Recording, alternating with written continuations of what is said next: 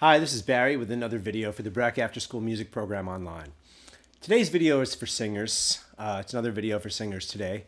This video is going to be about why we sing. I want to tell you right now that I have no idea what I'm going to say. That's not true. I have some idea of what I'm going to say, but I did not script this out. I want to talk to you about my experience and the things that I've learned as a singer. Okay, first of all, we have this idea that singing is only for professionals and for experts and for superstars and stuff like that. And you only need to go back a few years in the stretch of human history to know that people didn't always have the opportunity to even be known for singing. So people have been singing, though, as long as humanity has existed. As long as there have been people, that's been one of the ways that people gathered together and enjoyed their time together, as far as we know. Now, in our society, everything's obviously different, and there's been the monetization, the commercialization of music, and also singing and songs are different, and they've been codified and they've been sort of put into certain formats, and there's different types of singing and different styles, and we think of ourselves as liking one thing and not liking another thing, and all kinds of different things like that. Well, as a singer, one of the most important things to do is to sort of open yourself up. You don't have to like everything. In fact, it's important to not like the things that you don't like. But it is also advantageous to listen to a lot of different types of singers, especially the ones that you really like. But open yourself up to hearing ones that you may not have heard of. I'm not saying to listen to somebody again that you don't resonate with, but when you open yourself up, you'll probably find stuff all throughout the whole spectrum of music that you will enjoy. Now, there's so many singers and there are so many songs. Why sing? Why even bother singing? Right? Well, first of all, because there are showers and we need something to do and it sounds good in there. Okay, so that's one reason. Another reason is because we are creative creatures. We're musical creatures. We are humming lines in our heads when we don't even know it. Songs that we heard on the radio days ago, things that stick in our heads, earworms. It's something that's just a part of us naturally that we don't even necessarily aren't even aware of, except for those of us who decide that we want to do it and we want to present it to other people. Now, why? Why do we want to do that? Well, a lot of the time it's because we either think we're good at it or we want to be good at it, and we want for other people to think we're good at something. We want approval. We want to think that other people think we're awesome. All right, well, first of all, most important thing is you're awesome. All right, you're awesome, you're unique, you're whatever you are, you're yourself, which means that you have something different to say than anybody else. So first of all, that let me just validate everybody on that level. Also, whether you're good or not, there's whether you feel good about what you do, there's whether other people enjoy it, and then there's this sort of sense of societal objectively what is good and what is bad, and that is constantly shifting. So I really don't pay that much attention to that. I do, however, care when people sing in pitch or sing in a way that makes me want to hear them. My favorite singers aren't all very musical necessarily, let's say. I shouldn't say that because they are musical. They're not necessarily musical in a traditional way with their voice. They don't necessarily sing like an opera singer or like an R&B singer or like a gospel singer. They don't necessarily have that sort of technology of voice that they can sort of do anything. What's more important about them is what they do with what they can do.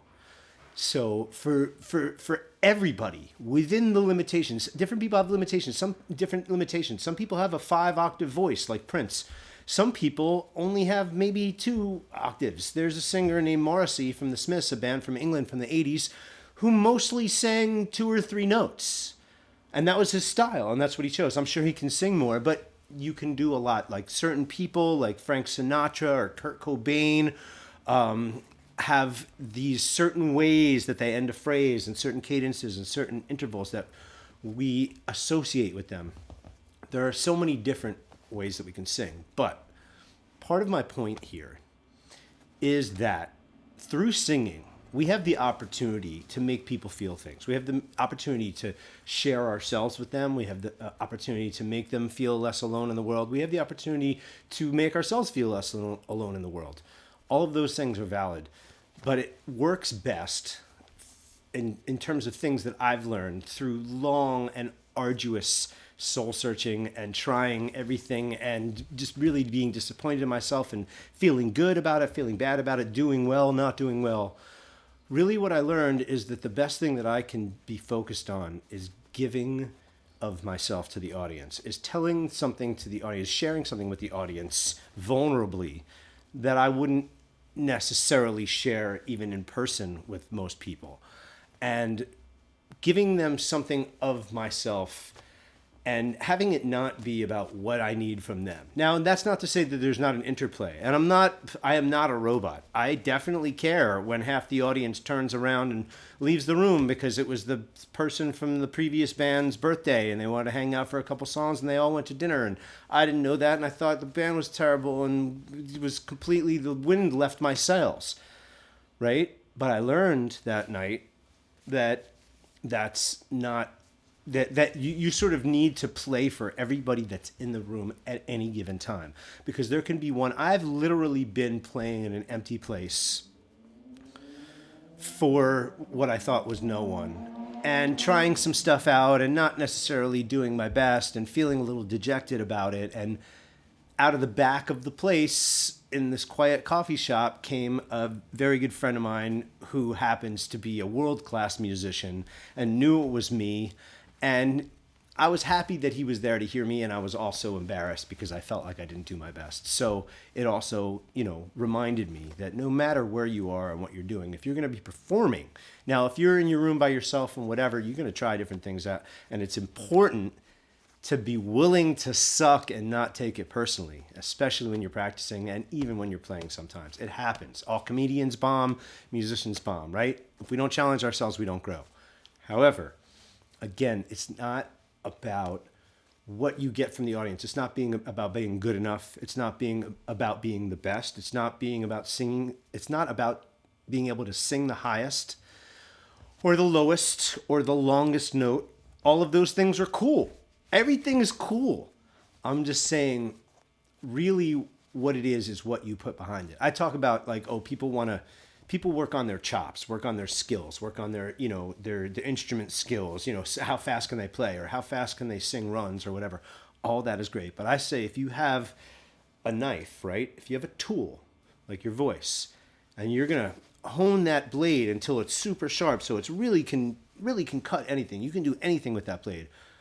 It still matters what ingredients you're going to put together and what you're going to make for dinner, what you're going to put together with that. What your skill is one step, but it's what you put behind it. It's how much of yourself you invest in your performance and how much you're willing to give to the audience in that moment.